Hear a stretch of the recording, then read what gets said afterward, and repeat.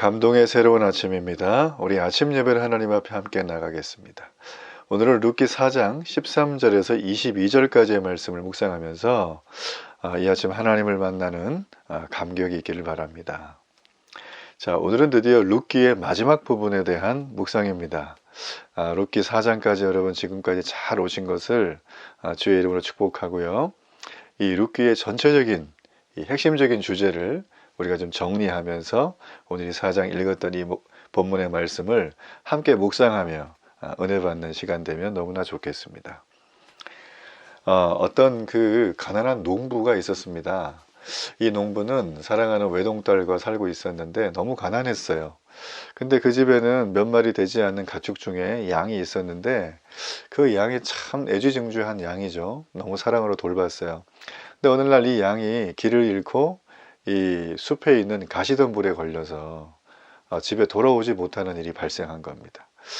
이걸 모르고 이제 이 아버지와 딸은 이 양을 찾기 위해서 온 동네를 돌아다니고 했지만 못 찾고 결국 해는 뉘어지고 있는 상태였죠.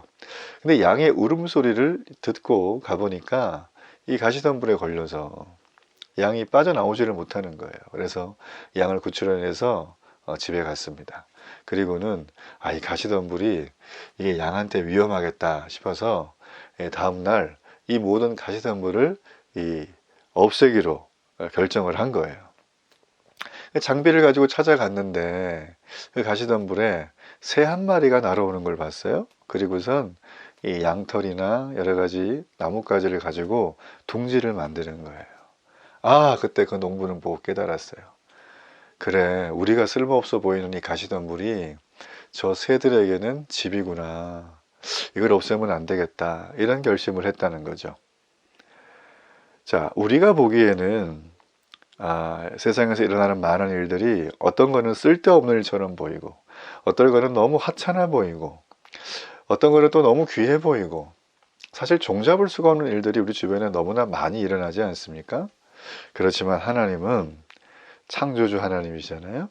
이 하나님은 세상의 모든 쓸모없어 보이고 보잘것없어 보이고 이거는 하면 안 되는 것들이고 이런 여러 가지 것들을 통해서도 하나님은 일하세요. 하나님의 섭리라고 하는 이 부분은 우리의 이 작은 지혜로 판단한다는 것 자체가 제가 볼 때는 넌센스예요.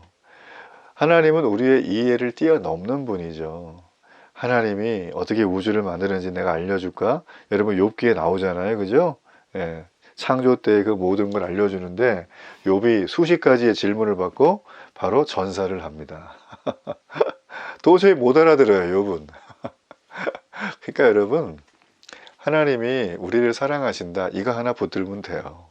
그리고 우리를 향한 하나님의 계획이 있고 거기에 맞는 능력을 다 준다. 걱정하지 마라. 여러분 이걸 심플하게 믿으세요. 이게 왜 그래요? 이게 뭐 어떻게 하는 거예요? 이런 고민 안 해도 돼요. 하나님이 다 알아서 해주세요. 그런 것들을. 축복합니다. 그러니 늘 말씀과 기도를 가까이 하세요. 자, 오늘 이 룻기의 이 마지막 장면은 바로 이 하나님의 놀라운 예측이 안 되는 그렇지만 여전히 하나님의 일을 이루어 가시는 하나님의 섭리에 대한 부분이 등장을 합니다. 자, 이 보아스와 룻이 결혼해서 아기를 낳습니다. 자, 이 아기의 출생이 등장하는 이 장면 참 너무나 복되죠. 그래서 온 집안 사람들, 동네 사람이 다 좋아해주고 축복해주고 막 이래요. 그러니까 이 아기의 출생은 뭐 태어났나 보다 이게 아니라 기가 막힌 하나님의 섭리예요, 사실은. 엘리멜렉 가문에게는 정말 특별한 아이죠. 그래서 이 나오미와 룻 그리고 보아스에게 이 아이는 과연 무엇을 의미하고 있는가? 우리가 이제 그것을 좀 살펴봐야 될 필요가 있습니다. 보아스와 룻이 결혼했어요. 그리고 하나님 룻을 잉태하게 하셔서 아들을 낳게 하셨습니다. 룻에게 상속자가 생겼다는 거죠. 참고로 룻은 모압에서는 애가 없었다는 거예요. 왜 없었을까? 뭐 그건 잘 모르겠어요. 근데 여기는 결혼하자마자 애가 생기죠. 네, 놀라운 일입니다. 하여튼 자녀는 여호와의 기업이에요. 여러분들 꼭 결혼하신 분들은 자녀를 하나님이 허락하시는 대로 다 낳기를 주의 이름으로 축복합니다. 자, 이 엘리멜렉 가문은 대가 끊겼던 가문이에요. 남자 다 죽었잖아요. 과부 둘만 왔단 말이에요.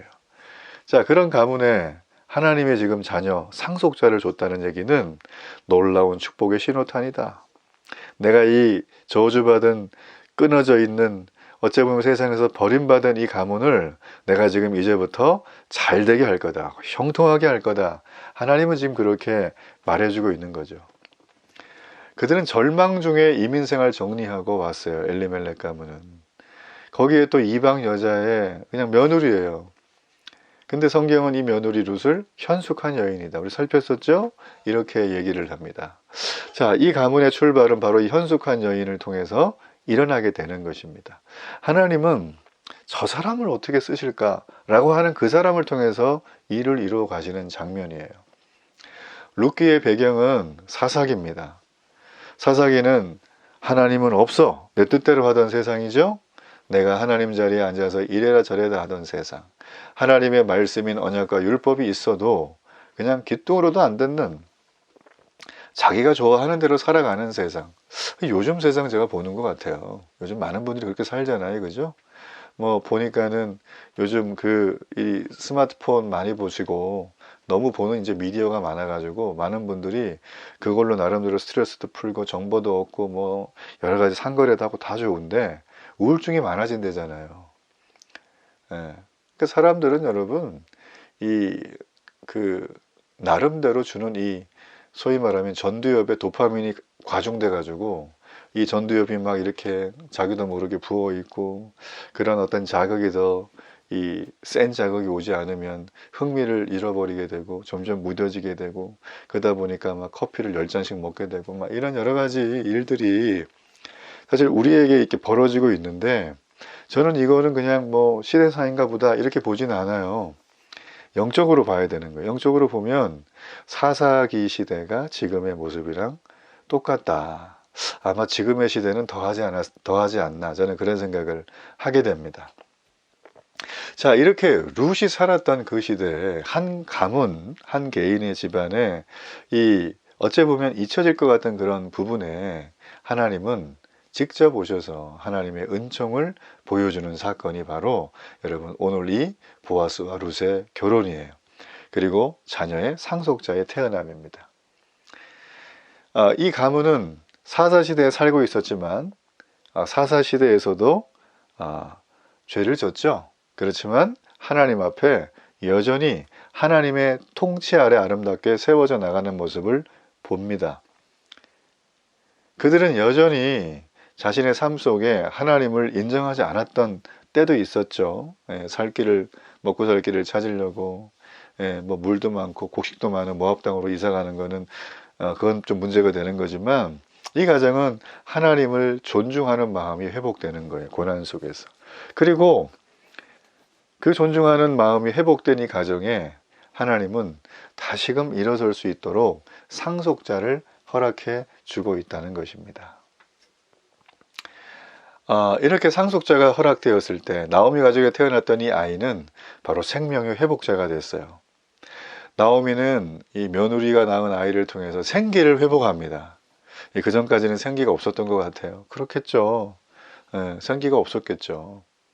그리고 나오미는 여인들의 칭송을 받는 여인으로 갑자기 달라져요. 하나님은 나오미를 회복시키십니다.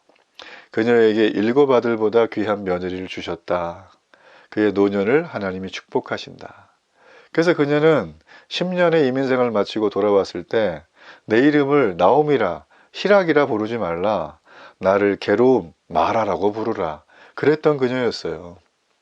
근데 하나님이 이 태어나는 이 손자를 통해서 생명의 회복자로 나오미를 희락으로 바꿔주십니다.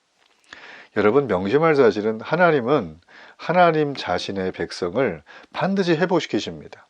사사기의 이 어두운 말씀이 이미 사라진 말씀을 따르지 않은 세대에도 하나님은 여전히 하나님을 신실하게 사랑하는 백성을 회복시켜 주시는 거예요. 하나님의 은혜를 입게 되면 우리의 고통은 사라집니다. 기쁨이 배가가 되죠. 하나님은 그분의 자녀에게 삶의 풍성한 선물을 허락해 주십니다. 우리가 믿어야 될 건 바로 이거예요. 여기다 투자하는 게 좋을까? 이 사람한테 줄 대는 게 좋을까? 이런 걸로 고민하지 마세요. 여러분 인생 우리가 길면 100년이에요. 그 짧은 인생, 뭐 길 수도 있지만 이 짧은 인생 살아가면서 여기저기 쫓아다니면서 내가 하루를 살았는데 도대체 어떻게 살았는지 기억도 안 나고 뭐 했는지 생각도 안 나고 힘이 들으니까 날마다 그냥 쇼폼이나 보고 누워가지고 그냥 이제 하루 종일 휴대폰 보다가 자고, 여러분 이런 삶이 지속이 되면 여러분 그게 만족도가 있으세요? 뭐 잠깐 그렇게 보면서 나름대로 스트레스를 풀 수는 있지만 아마 더 쌓일걸요. 해보신 분은 다 아시겠지만. 예. 저는 그래서 이 하나님은 우리를 풍성한 길로 이끌어 가시는데 어떻게 이끌어 가시나요? 마라에서 나오미로 바꿔 가세요. 그러니까 중요한 건 하나님의 은혜를 입어야 돼요. 하나님의 은혜를. 룻기는 첫 장면에서 5절이 시작을 하거든요. 마지막 족보에도 5절이 등장을 해요. 첫 장면의 5절은 엘리멜렉, 말론, 기럐이 모압으로 이주했다가 죽는 것으로 시작을 합니다. 자, 근데 오늘 마지막 절 5절은 뭐냐면 바로 하나님이 이제 새로운 사람을 일으킬 것이다. 하나님이 희망과 생명의 시대를 열어갈 것이다. 이렇게 내용이 끝납니다. 엘리멜렉이라는 사람의 이름의 뜻은 나의 하나님은 왕이시다. 나의 하나님은 왕이시다. 이런 사상, 곧 하나님이 이스라엘을 다스린다고 하는 그런 스토리거든요. 예. 그래서 하나님은 이 엘리멜렉의 이름처럼 절망처럼 보이지만 그들이 다시금 하나님 앞에 왔고 신실한 믿음의 사람으로 살려는 마음을 가지고 삶을 살아갈 때 그들에게 하나님은 여러 가지 어려움과 비극적인 사건에도 불구하고 유력한 사람인 보아스를 통해서, 그리고 이어지는 그의 여러 후손들을 통해서 최종적으로 하나님이 이루실 메시아의 태어남을 이루어 가시는 거죠.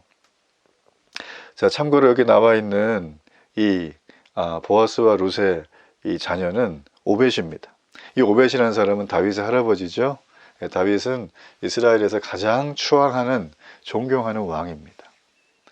한 가문이 망했어요. 그리고 다시 일어나는 신앙의 이야기예요. 룻기는. 이 얘기를 통해서 전혀 연결이 안 될 것 같지만 하나님은 인류 구원을 위한 하나님의 역사의 이야기로 만들어 가시는 거예요. 놀랍지 않습니까? 정말 이 다윗이라는 사람이 이 룻의, 그리고 이 보아스를 통해서 태어난다는 건 상상도 할 수 없는 일인 거죠. 이러한 이방 여인을 통해서 역사가 이루어진다는 점을 볼 때 우리는 기가 막힌 하나님의 섭니다.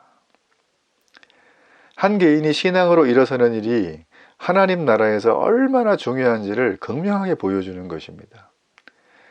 전 여러분에게 자부심과 자긍심을 가지라고 그렇게 제가 여러분에게 도전하고 싶어요. 이유는 이방 여인 룻을 통해서도 하나님은 메시아를 오게 하세요.